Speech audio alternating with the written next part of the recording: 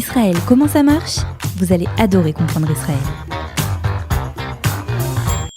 Nelly Wilansky, bonjour. Bonjour. Bienvenue. Merci. On est ravis de vous accueillir parce que vous êtes psychologue scolaire. On va essayer d'en savoir plus sur votre métier, savoir comment ça fonctionne, comment on a le droit ou le besoin peut-être d'aller voir un psychologue scolaire, comment on arrive vers lui. Et est-ce qu'en Israël, est-ce qu'on s'intéresse aussi au développement émotionnel de l'enfant ? Est-ce qu'on prend en charge les parents ? Bref, on a beaucoup de questions pour vous. Voilà. Et puis aussi, surtout, comment on arrive à devenir psychologue scolaire, surtout que vous, c'était pas votre première idée. Non, effectivement, non. Et surtout en Israël aussi. Et surtout en Israël, oui, parce que vous avez étudié en France. Voilà, j'ai fait une licence à Strasbourg. Et après, j'ai continué un master à Bruxelles. Ensuite, j'ai fait Massa je voulais faire l'ALIA depuis très très longtemps. Depuis 18 ans. Et j'ai attendu, mes parents m'ont demandé d'avoir fini mes études, etc., pour pouvoir partir. Et je me suis dit qu'avant de faire l'ALIA, je vais me renseigner pour savoir comment ça se passe pour les équivalences. Et finalement, ils m'ont dit, j'ai découvert que je dois faire 4 ans de stage. Donc ça fait de longues études, quoi. C'est au moins 4 ou 5 ans d'études, plus 4 ans de stage. C'est 9 ans. Donc, il faut trouver un endroit pour faire un stage, ce qui n'est pas forcément le plus facile, surtout quand on n'a pas la langue. Donc, j'ai fait plein d'ulpan. J'ai été volontaire dans un kibbutz pour vraiment me renforcer, parce que le métier de psychologue, c'est quand même basé sur le langage. Bien sûr. Donc, et j'ai fini. Et ensuite, au moment où j'étais prêt, j'ai cherché un stage. Je suis psychologue clinicienne de base, donc j'ai cherché un stage. J'ai mis du temps à trouver. Et je voulais m'engager dans l'armée et être psychologue clinicienne dans l'armée. Donc, je suis passée par Nefesh Ben Nefesh et ça a mis énormément de temps. Et entre-temps, j'ai rencontré mon mari. Ouais. Et mon mari, donc, il est israélien. Et j'ai discuté avec mon beau-père qui, lui, m'a parlé... J'en avais déjà entendu parler, mais il avait un ami qui était psychologue scolaire qui s'occupait des Olim. Donc, j'ai hésité et il m'a dit, fais un entretien, ça ne te coûte rien. J'ai hésité parce que psychologue scolaire en France, c'est un peu connoté, pas génial, quoi. Ça fait un peu psychologue de deuxième zone. Voilà, on sait plus ou moins qu'il y en a un, on ne va pas forcément le consulter, on ne sait pas exactement à quoi ça sert. Donc, je me suis dit, j'ai pas tellement envie. Et puis, il m'a dit, qu'est-ce que ça te coûte ? Va le voir.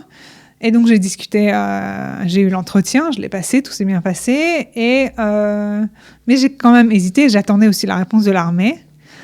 Et en fait, j'ai attendu 1 an jusqu'à avoir la réponse. Et finalement, je me suis dit, c'est une vue d'ensemble. On travaille avec les parents, les enfants, les écoles, les enseignants, les directeurs. C'est beaucoup plus global. C'est ça. C'est-à-dire que la différence avec le métier de psychologue scolaire en France, elle est importante. Oui, parce qu'on est beaucoup plus présent dans l'école et on connaît beaucoup plus en profondeur. Et par rapport au psychologue clinicien, c'est aussi un métier très intéressant, je le suis toujours, mais la vision n'est pas la même.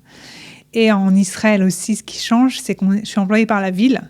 Et en Israël, savoir que je m'engage dans un métier où j'ai un contrat à durée indéterminée, c'est ça qui ça aide aussi. Bien sûr, donc ça fait des avantages. Quand on veut construire une famille, c'est quand même plus simple. Donc, finalement, l'armée m'a répondu. Ils m'ont dit qu'ils étaient d'accord pour que je commence. Et j'avais eu l'entretien avec le psychologue scolaire 2 jours avant. Vous avez donc choisi. Vraiment, j'ai réfléchi longtemps et j'ai choisi longtemps. J'avais 2 jours pour réfléchir et j'ai choisi le psychologue scolaire et je ne regrette pas du tout. Ouais, vous ne regrettez pas du tout et vous êtes un peu tombée amoureuse de votre métier, on va dire ça ça, de cette spécialité. Alors, ce qui est intéressant, on va y revenir. Comme vous nous l'avez dit à l'instant, vous êtes fonctionnaire puisque vous êtes employé par la mairie. Exact. Mais en même temps, ça vous donne un avantage parce que ça crée un espace de dialogue avec les parents et les enfants où vous êtes un peu le tampon entre l'école et les parents, mais vous êtes neutre, quoi. Oui, parce que je suis employée de la mairie, donc je ne suis pas employée de l'école, mais je travaille plusieurs jours par semaine dans l'école, donc j'ai des liens avec les enseignants, la direction. Donc, je connais très bien la structure, mais je suis assez neutre pour pouvoir, si un parent me dit, écoutez, j'ai des problèmes avec la direction ou l'enseignante est plus ou moins difficile, je suis soumise au secret professionnel. Donc, je peux pas aller répéter. De toute façon, j'ai pas d'intérêt. Mais c'est quand même plus neutre pour se sentir libre de raconter si un vraiment. parent dit, mais mon fils a été maltraité par cette enseignante, voilà, il peut se lâcher un peu, quoi, avec le psychologue scolaire que vous êtes. Alors, juste pour qu'on comprenne, donc vous travaillez avec plusieurs écoles, j'imagine. C'est comme ça, c'est la règle en Israël. Oui, on n'est pas assez. Donc, on a très peu d'heures. Donc, on travaille dans la plupart des Gan Chova, donc des dernières maternelles. On travaille dans la plupart des écoles normales ou des écoles primaires, oui. D'accord.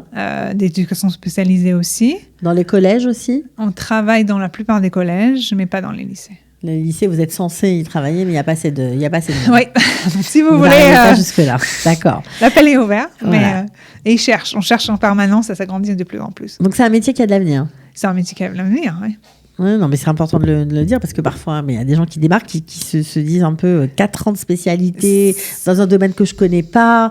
Qu'est-ce que je vais faire dans les écoles? C'est compliqué d'y arriver, mais oui, il y a de l'avenir. Et après, quand on finit le stage, on peut aussi ouvrir son cabinet. Bien sûr. Alors, qu'est-ce qui vous plaît particulièrement dans ce métier? J'aime l'aspect global. J'aime le fait de travailler, de comprendre un enfant, mais avec ses parents, et aussi de savoir dans la structure dans laquelle il vit. Ça veut dire, il passe quand même la plupart de sa journée à l'école.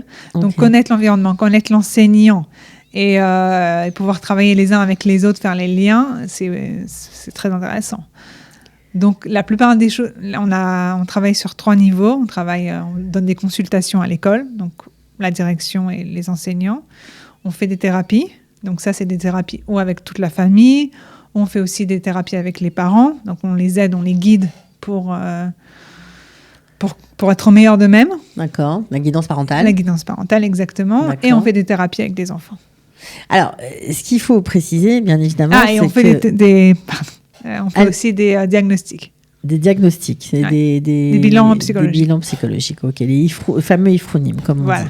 Alors, justement, ce qui est intéressant de savoir, c'est que cette aide que vous apportez à l'enfant et à la famille, alors, ça peut venir soit d'une remarque du corps enseignant, c'est ça, qui pointe le doigt sur une difficulté de l'enfant et qui vous appelle en soutien, c'est comme ça que ça se passe? Il faut passer toujours par le Yetset. Oui, la conseillère d'éducation au sein de l'école. C'est elle qui décide. C'est elle qui voit en fonction des cas nous envoyer ou pas nous envoyer. Il y a tellement d'élèves dans des écoles malheureusement on peut pas connaître tout le monde. Donc elle fait le tri. Qu'est-ce qu'elle peut s'occuper, qu'est-ce qu'il n'y a pas besoin, etc.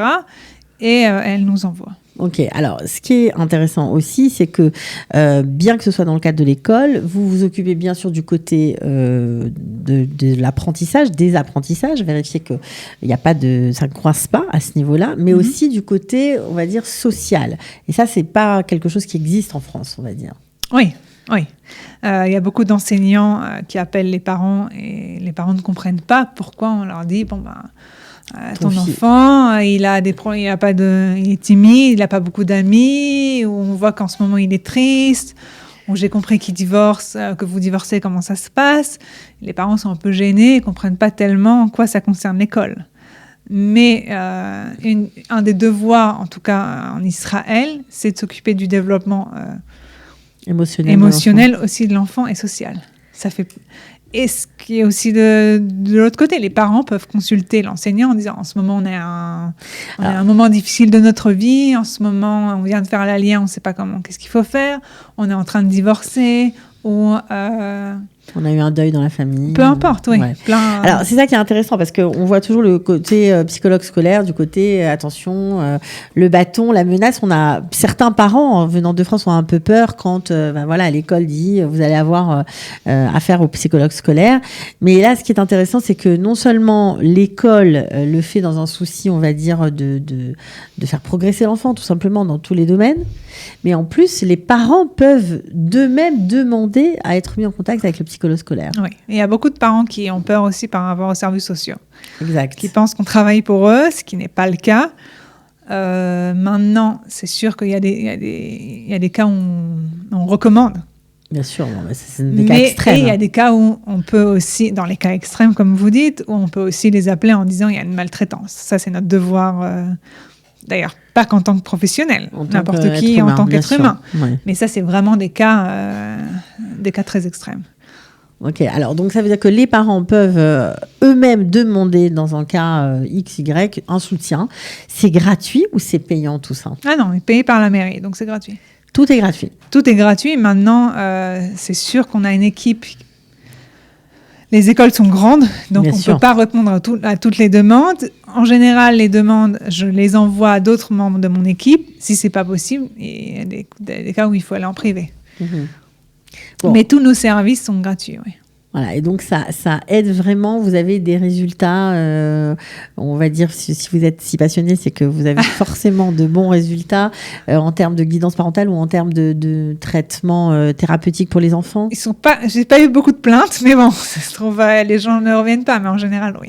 Alors, vous faites quoi? Et c'est aussi à long terme. Des fois, on voit des résultats, il faut attendre quelques années. Et aussi, il y a des moments où les parents ne sont pas prêts, donc on leur donne le temps. Nous, on leur donne des conseils à une période donnée, et peut-être que 2-3 ans après, finalement, ils vont faire le lien et retourner chez quelqu'un d'autre. Alors, quand vous faites des thérapies, par exemple, avec les enfants, c'est quel genre de thérapie? Alors, on fait des thérapies par le jeu. Okay. Donc, le jeu, il y a un médiateur entre le monde imaginaire et le monde réel. Et on peut créer tous les scénarios possibles et inimaginables. En général, c'est des scénarios de la maison ou des scénarios qui... toutes leurs peurs, toutes leurs angoisses, ou leurs rêves aussi, leurs fantasmes qui se mélangent un petit peu. Et on les aide avec notre soutien, avec l'empathie, avec le lien qui se crée et le professionnalisme à avancer. Mmh. Et donc ça, ce sont des thérapies qui sont données bien sûr avec l'accord des parents. Ah oui, de toute façon, on ne fait rien sans l'accord des parents. On ne peut même pas rentrer dans une classe et observer un enfant sans l'accord des parents. Okay. Donc, et pour les thérapies, en général, on fait des guidances parentales pour qu'il y ait un lien entre la maison et que ce soit pas quelque chose qui soit juste dans la pièce où on est. Ouais, ouais, c'est pour qu'il y ait une poursuite à la maison. Exact. Et que ce soit encore plus bénéfique, j'imagine. Et avec l'école aussi. Ouais. Donc, on travaille vraiment sur tout en même temps. Ok. Donc, rien à voir. Et pour les plus grands, il y a aussi une thérapie par le dialogue. Mais ça dépend. Plus grand, ça veut dire quel âge? Ça dépend de l'enfant. Ok. Et ça marche aussi, ça? Ça marche aussi, oui. D'accord. Mais ça peut prendre plus ou moins de temps en fonction de la problématique. Bien sûr. Alors, ce qui est intéressant aussi de voir, c'est que il y a eu ces dernières années, pour aider les nouveaux immigrants, l'introduction, on va dire, dans les écoles des méga-shrots, c'est-à-dire je sais pas comment on peut traduire ça, des coordinatrices, des gens qui font le lien, le pont, voilà, entre l'école et les parents qui ne comprennent pas le système, qui ne comprennent pas l'hébreu.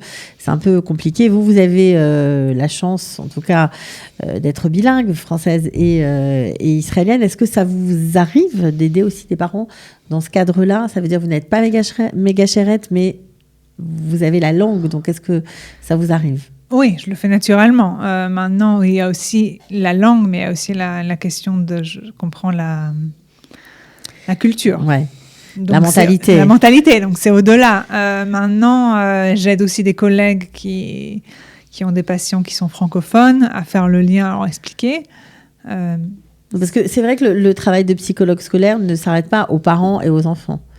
Vous avez aussi un travail dans le cadre du corps enseignant? Oui, on a beaucoup de consultations. Des fois, ça s'arrête juste à des consultations avec une classe qui est difficile, problème d'autorité. Alors, on aide toute la classe en même temps. Ok, en parlant avec les enseignants, en consultant les enseignants. Ouais. Bon, beaucoup de travail. Un peu trop, ouais. Bon, là, vous en êtes tout. Alors, vous êtes toujours dans votre stage, entre guillemets? Oui, c'est très long. C'est fou parce que... C'est très long, mais c'est pas qu'une question de temps aussi. Ça veut dire, en général, c'est 4 ans, mais un examen aussi à la fin. Il faut remplir un certain nombre de tâches, de dossiers, d'examens, de cas à remplir. Il faut écrire des dossiers, soumettre les cas. Donc, ça prend du temps. Surtout pour moi, il faut que j'écrive en hébreu. Donc, ça prend encore plus de temps. Ouais. Mais on y arrive. Ouais, mais en même temps, quand on dit stage, vous êtes payé comme une autre psychologue, vous êtes moins bien payé? Un peu moins bien payé, mais de toute façon, bon, quand on travaille pour la ville, ouais, il ne faut pas s'attendre à des fortunes. Non, mais c'est juste pour que les gens comprennent. On est un peu moins bien payé, mais aussi on ne peut pas... je suis soumise à je ne suis pas indépendante. Ça veut dire que chaque document que j'écris, il faut une superviseuse qui signe avec moi. Et je peux pas ouvrir, je pourrais ouvrir un cabinet, mais je serai toujours soumise à une supervision. Alors que quand je serai spécialiste, je pourrais avoir un cabinet sans problème. Après avoir fini ces 4 ans, Voilà. ces fameux 4 ans. Ok, donc c'est important de le dire parce que parfois certains psychologues de loin se disent mais c'est impossible et c'est pas possible, c'est trop compliqué. Mais finalement c'est possible. Mais il faut aimer. C'est comme la LIA, il y a toutes les difficultés, mais il faut vraiment avoir envie. Ok. Qu'est-ce que vous préférez faire dans votre métier? Travailler avec les enfants, les parents, les deux ou le corps enseignant? Les deux, mais c'est sûr que je viens du monde clinique, donc j'aime beaucoup travailler directement en thérapie avec les enfants. Ouais. C'est quand même, pour moi, c'est la base d'être psychologue. Donc ça, c'est la chose qui vous tient, on va dire. Oui. Ouais. Bon, bah en tout cas, voilà, on a fait un petit tour sur ce métier de psychologue scolaire. C'était bien d'en parler parce que d'abord, ça va lever des stéréotypes et des préjugés qu'ont parfois les francophones. Et puis, ça va peut-être donner envie à certains psychologues, pourquoi pas, de sauter le pas et de venir faire la LIA et de se dire qu'après tout, c'est possible. En même temps, c'est 4 ans de spécialité, mais vous êtes payé quand même. Donc, voilà, on peut tenir le coup. En tout cas, merci beaucoup, Nelly Widlansky, d'être venue nous voir. Merci à vous. Et nous avoir parlé de votre travail. À très bientôt. À bientôt. Au revoir. Israël, comment ça marche? Vous allez adorer comprendre Israël.